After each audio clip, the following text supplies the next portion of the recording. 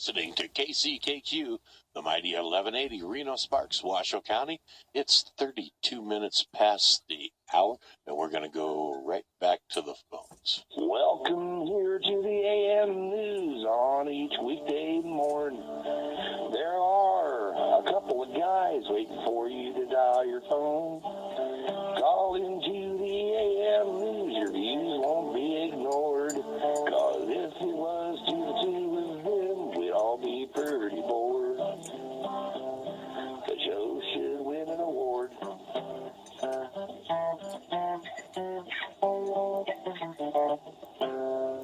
Well, I hope we have him. Scotty, are you there? Scotty Plowman. No, we've lost Scotty Plowman. I don't know what happened to him. Anyway, well, let's go from Fairview or St. Joe Mo all the way to the land that time forgot. This segment is brought to you by Monsanto. Better living through chemistry. Oh, yeah, the home of the longest continuous burning tire fire, where it's still legal to marry your first cousin. Silver Springs, Nevada. We have Aaron. Hey, Aaron, what's up? Morning. How are you this morning, Dennis? Oh, doing good. Hey, a couple things to follow up on that I spoke about yesterday. Dan Pastorini, that's who Kenny Stabler was traded for to the Houston Oilers, and of course didn't really work out too well for he was more into the hot rod racing and partying than he was playing football. It didn't work out too well for the Raiders. No. But yesterday I commented on a company, MCS, and this guy fraudulently talking about representing himself as an employee of MCS. Bret Douglas down in Florida there got a hold of me and wanted me to let everybody know that,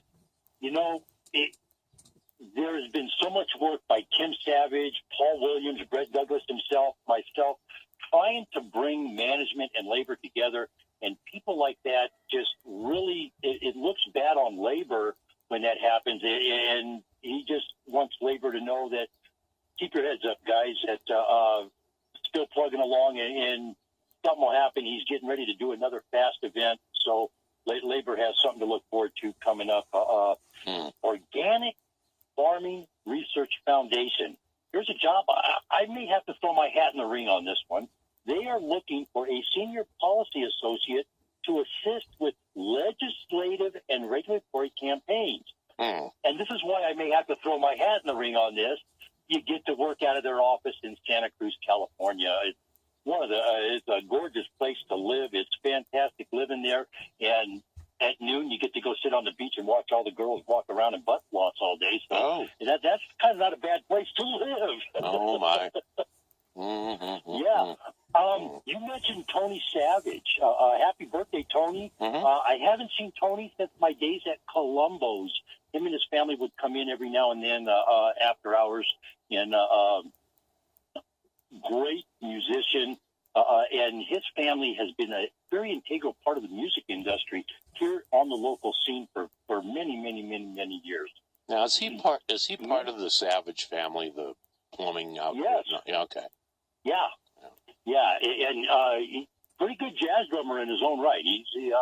And he teaches. He does a whole lot. He's very active in the community, in the music scene, and just a great guy. He really is. And his family's good. They're all good people. So happy birthday, Tony. Hope there's many more to come. Yeah, good for him. You and I have discussed many, many times. If you want to make a statement on this GMO and the food labeling issue, do it with your wallet. Well, there's a campaign going around right now. Many of the activist groups have all joined in to get the word out.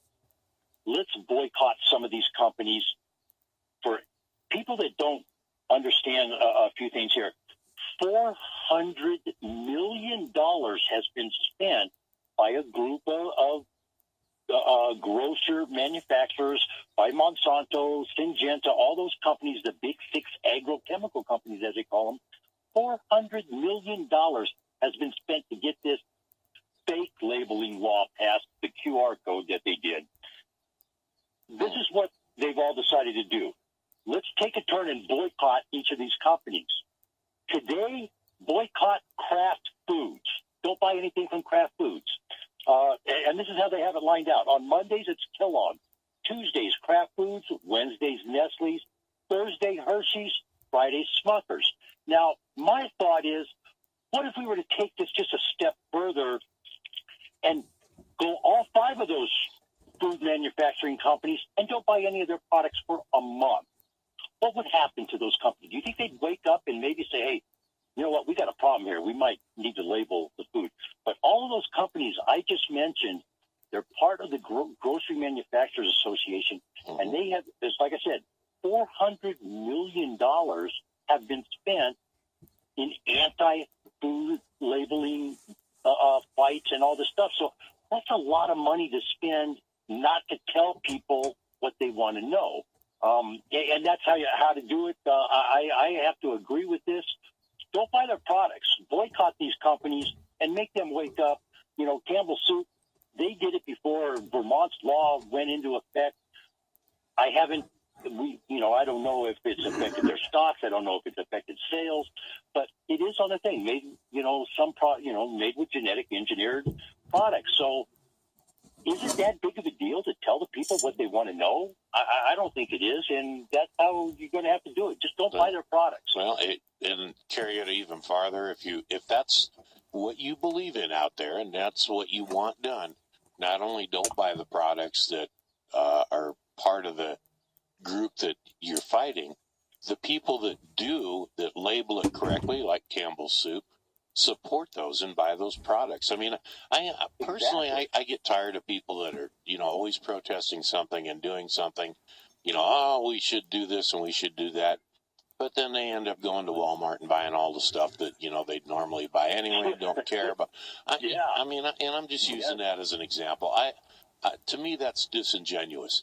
If you believe that, I never go to Walmart. Never, ever, ever. You will not see me in Walmart ever, ever, ever. I don't believe in their business plan. I don't believe in what they do. Now, are they welcome? Sure. If people want to shop there, I don't care. I don't have a problem with it. I just won't shop there because I'd rather go to Costco, or I'd rather, go to a local store. That's what I do. But vote with your dollars, and don't just vote with your dollars by not buying something. Vote with your dollars by buying something that you believe the company's doing the right thing. Reward them for doing the right thing. Exactly. That's when I saw this stuff come in, I got to wondering about something. In any business, because we keep hearing this, that's business and politics and business as usual. And I got to thinking, well, if these people want to do business, cash flow is a very integral part of conducting business. You have to have cash flow.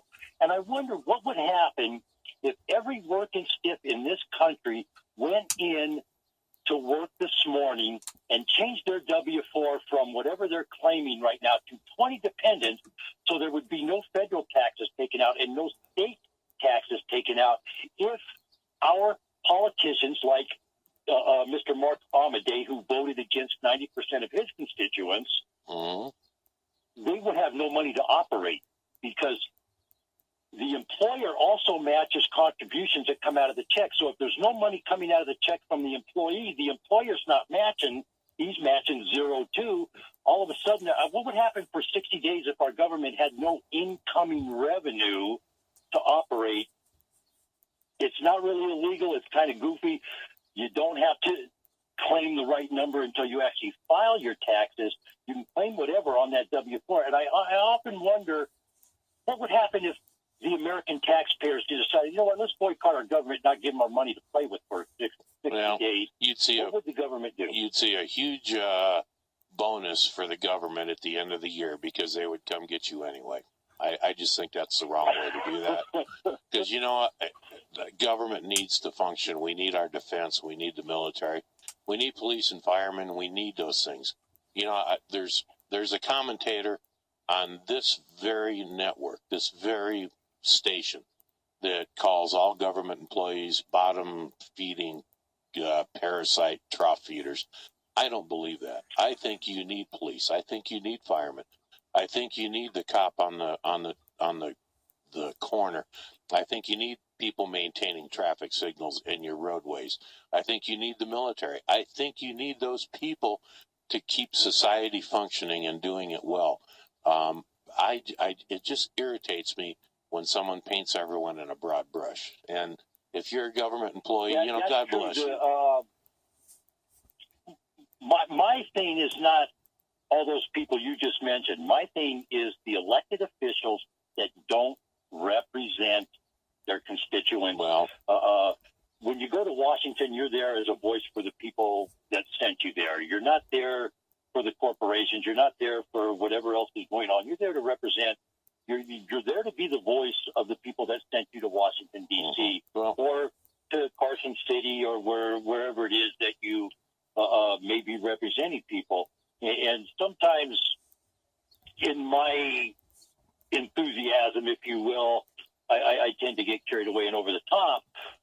You're correct. You do have to have police. You do have to have a fire department. You have to have all that stuff going on, and that's a very integral part of a community functioning properly. It keeps our society going. Now, I'm going to have to let you go. We need some contact information, but it's just one of the things that does irritate me. We need that. We need that. We need that. And remember this too, Aaron. Sure, you can say everything you want about they don't represent us in Congress. They don't represent us in the Senate. They don't represent us doing that in the city or the county commission. Yet 92% of the incumbents that run for re-election win re-election. So if they're doing such a bad job, they should be kicked out. If not, if you don't vote, yes, you got no beef. But anyway, let's get some contact information. I need to move on. 775-230-9915 on that World Wide Web, www.alladayllc.com. Boycott craft foods today, ladies and gentlemen. It's going to be a gorgeous day. It's already 65 out here.